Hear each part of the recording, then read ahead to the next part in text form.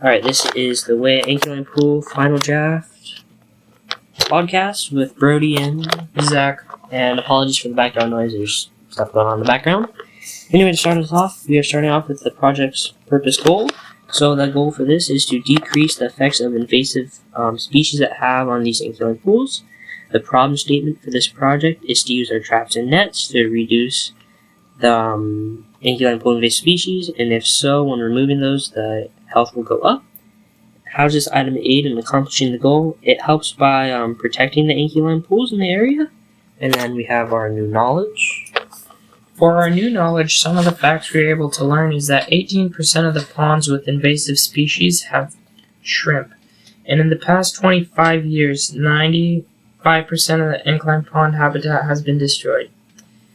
Because of invasive species, many shrimp have become nocturnal.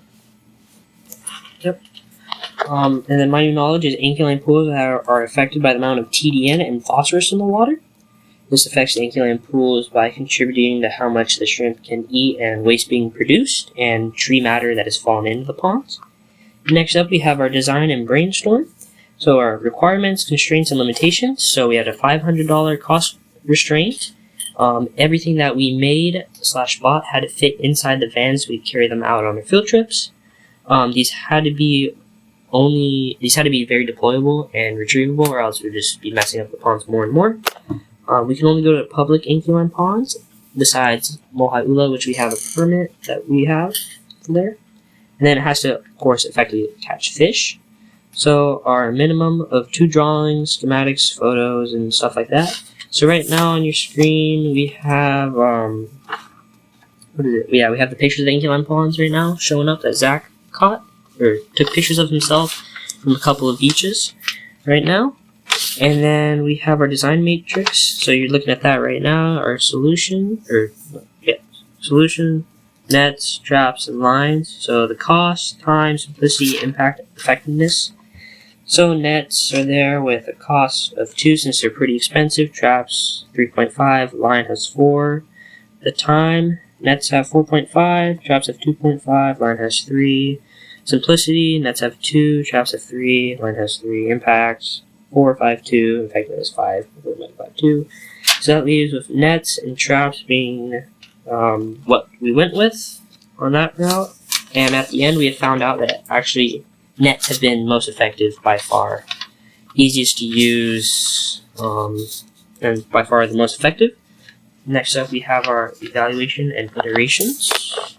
For our group, how we tested our prototypes was we first added bait into our trap, and then we would release it with the rope that was on the side of the trap, and we would wait for about 10 to 15 minutes, mainly depending on how much guppies or fish there are in the trap. And once we think it's a good time to retrieve the trap, we retrieve it again with the rope. And then after that, we basically just take a bucket, fill it with water, and take out our catches with the door or hinge on the side of our trap, and we would just leave our catch in the bucket and do whatever we do next in there. Here is our dimensions and size of our trap that we have on the screen here, and here's the graph. So we have a graph here with the amount of Ophiulia in the Bubbaloi in each pond between 2 different periods. Alright, so for Net's group, how our prototype was, we didn't have a prototype. We've bought 1 net, and that's the net we stuck with. We didn't design or make anything, but we did do some iterations for our pond health that we're doing now. So for the pond health, we were taking data down on certain things like the water quality test and organism count sometimes, and what's it called? I forgot. Anyway, so our data tables and charts. So the chart for that Zach just showed you actually with the Ophiulia count, that was actually from us. We took that data down.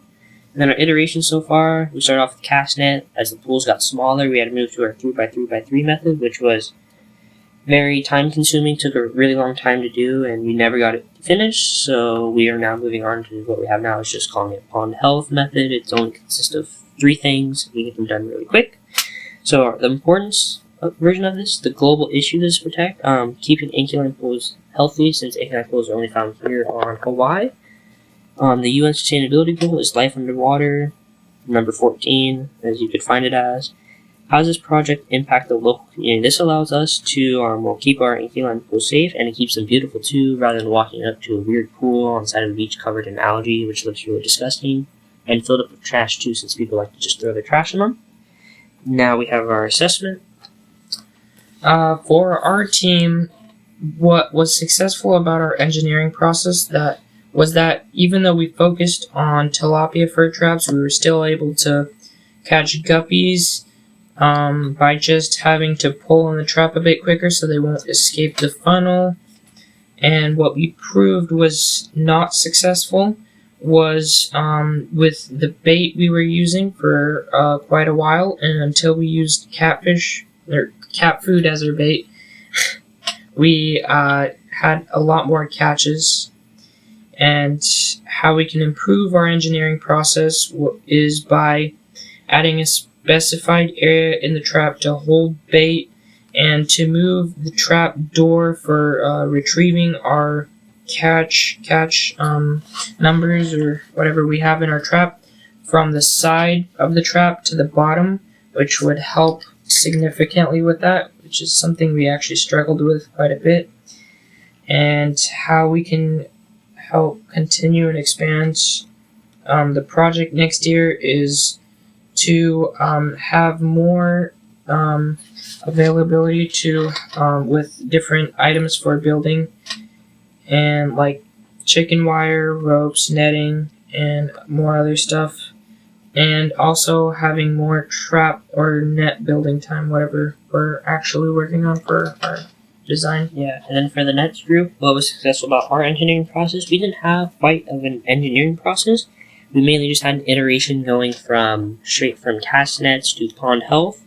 So that was really it for that. How did we prove our process was successful? Cast net was extremely successful. We caught 23 tilapia in one day, which was the most that we've ever caught. That was at Dog Beach. The 3x3x3 method wasn't successful. It took way too long to do. It almost took probably would have taken 2.5 hours at most to get everything done, which we didn't have that much time. And then how could the engineering process be improved upon next year? For us, we didn't quite have that in the next group, just moving from cast nets to pond health. And then project continues.